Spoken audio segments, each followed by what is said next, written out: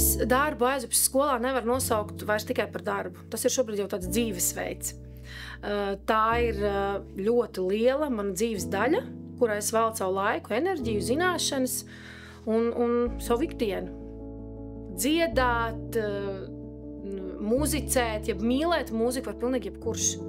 Un ja man kādreiz pajautā, vai tad arī mans bērns nedzied, var pie tevis sūtīt dziedāt, es saku, tikai ar lielāku, jo pēc iespējas ātrākā vecumā nāc, mēs dziedāsim. Vienmēr patīk šie te dzejoļi, jeb salīdzinājumi par to, ka skolēns ir kā tāds pumpuriņš, kuram mums ir tikai jāpalīdz atvērties.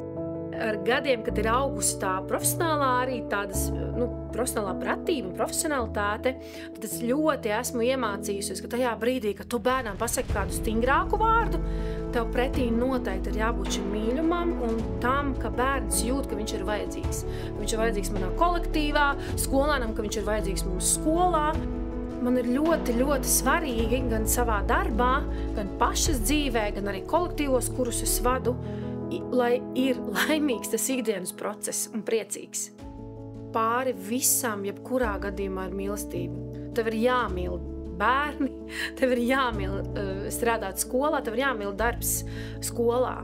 Bez tā tu nevarētu, un tev ir jāmīl tā sava skola.